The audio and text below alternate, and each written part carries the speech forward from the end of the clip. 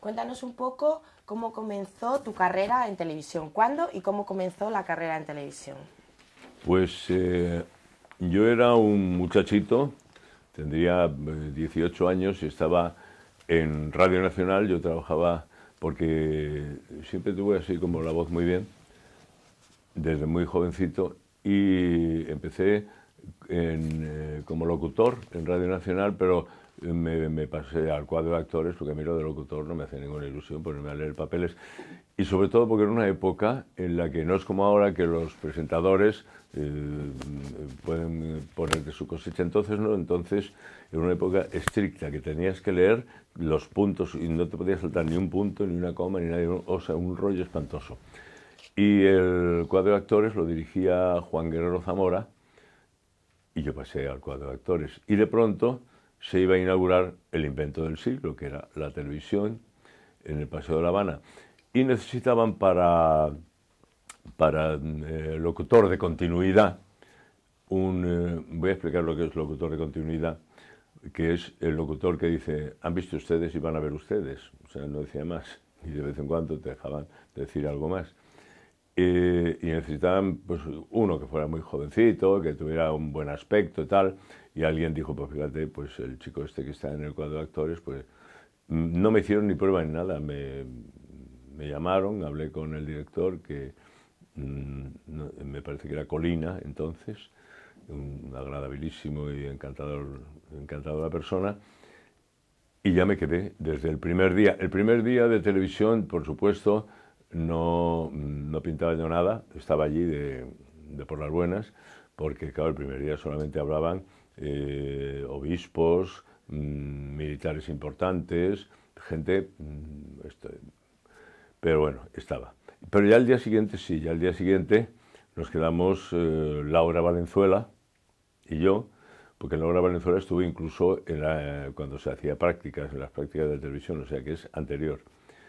Y también una chica que era actriz, que trabajaba en el cine, vamos, se llamaba Luz Márquez. Estuvo muy poco tiempo. Y un poco más tarde ya llegó Blanca Álvarez, y ya éramos el trío, Blanca Álvarez. Pero nosotros éramos eso, de continuidad, ¿han visto ustedes? ¿Van a ver ustedes? Con mucha sonrisa. Pero para hacer los informativos, venían los de los informativos de Radio Nacional de España, que eran Jesús Álvarez y David Cubedo.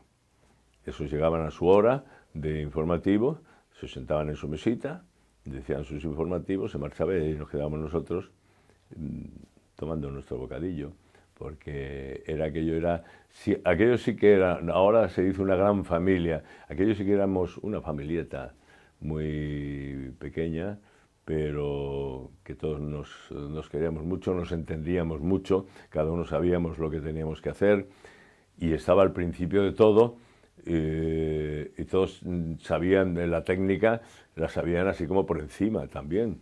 Pues yo recuerdo una cosa que nos ocurrió a Laura y a mí. Teníamos una mesa con la cámara enfrente, fija. Si se encendía la luz roja, tú hablabas porque te tocaba. Pero en el otro extremo del platocito, había un micrófono de pie en el que estaba el otro locutor. Si se le encendía la luz roja, empezaba a hablar, y lo mismo, era nuestra señal, la luz roja. Y aquel día yo estaba sentado en la mesita, se me encendió la luz roja, empecé a hablar, Laura estaba en el micrófono de pie, se le encendió la luz roja, empecé a hablar, y fue perfecto porque salí perfectamente doblado con la voz de Laura Valenzuela. Qué pena que no haya grabaciones de todo esto. Era una época en la que también había veces que no podían venir por circunstancias, o Jesús Álvarez o David Cubedo, y entonces, como eran papeles que te daban los papeles, los leían. Y claro, yo tuve que dejar de hacer informativos porque, claro, el informativo era poner cara de nada y leer aquello tal cual estaba. No había autocue, lo tenías que leer así. Pero yo lo interpretaba. Y claro, me decían que no podía poner caras cuando me pareciera algo mal, porque figúrate tú la época que era, ¿no? Que teníamos la censura colgada aquí al hombro. Y no te digo más que hacía, en aquella época, todo esto a la gente joven no le puede entrar en la cabeza, parece que son cosas que contamos los abuelitos Charleston. Hacían desfiles de modelos, iban en las casas de modas a hacer sus desfiles de modelos, pero nadie podía sacar un escote, las mujeres, porque a los hombres ni se nos ocurría llevar un botón desabrochado. Un escote que fuera por aquí ya... Esto.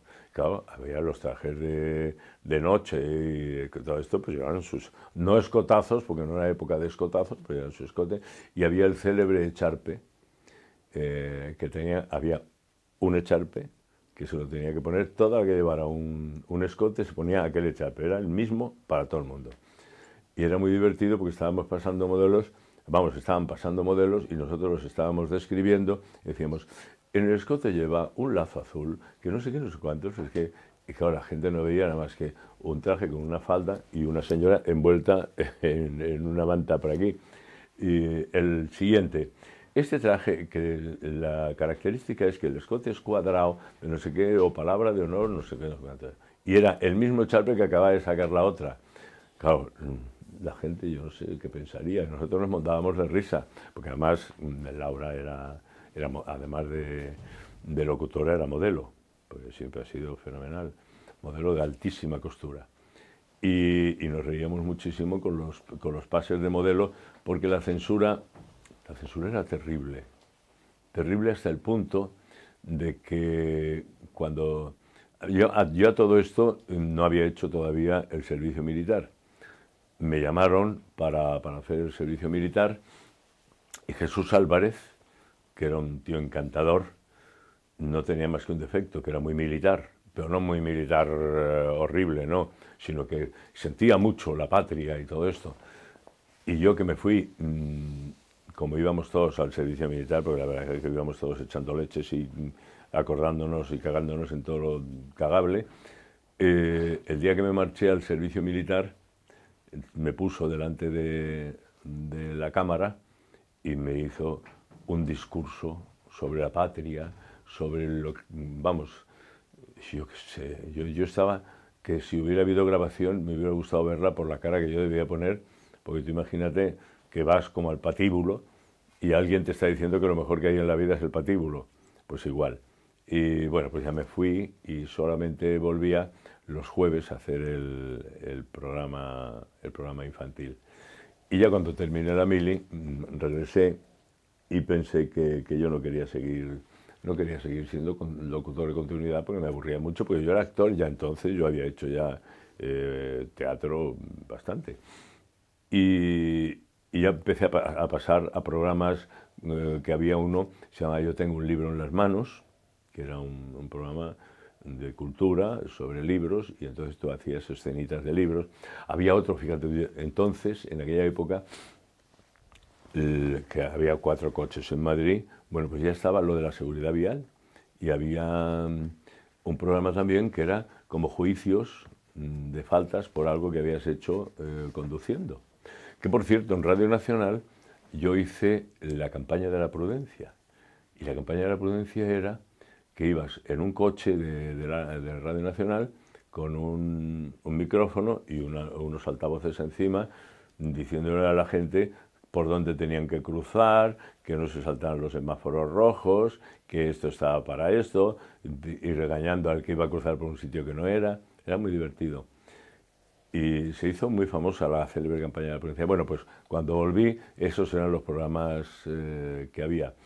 Y de pronto me llamaron para un programa que hacía con María José Alfonso, que era de música, de películas. Entonces, fíjate, éramos 2 niños, yo tendría, pues eso, unos 20 años, que 20 años de entonces eran como mucho menos que 20 años de ahora, porque éramos todos muy ingenuos, muy limpios, muy, no sé, que no se nos veía muy trajinados, y acabábamos el programa despidiéndonos pues, tranquilamente, y yo le pasaba siempre la mano por encima del hombro a ella y nos despedíamos así. Bueno, pues llamó la mujer de un ministro, que no recuerdo ahora mismo qué ministro, pero si me pongo a pensar lo recordaría, diciendo que era una indecencia, que cómo podían poner ese programa despidiéndose, abrazándose, como se abrazaban los locutores al final del programa. Y entonces decidieron que había que separarnos. Y me echaron, porque se quedó María José. Y María José, a la que adoro desde entonces, pero vamos, hemos trabajado mucho y somos como hermanos, ella dijo que si a mí me echaban por indecente, que ella también era un indecente por haberse dejado, y se despidió.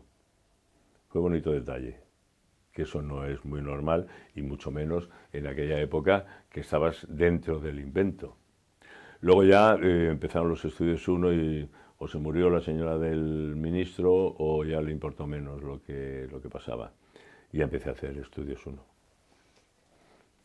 Sí, me gustaría comentaras también sobre todo las diferencias que había entre la radio, que también trabajaste, y televisión. ¿Cómo viste ese cambio de un medio a otro, ¿no? Digamos.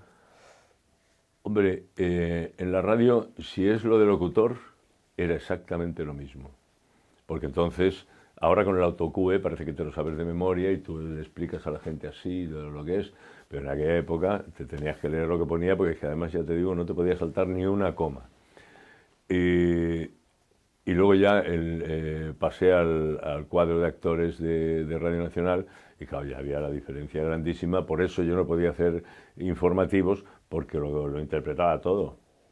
Y claro, si tenías que decir ya alguna noticia de política, que no había casi, pero no la podías comentar ni con el gesto. Y no había diferencia, porque ya te digo que era lo mismo, era un micrófono, solo que se te veía.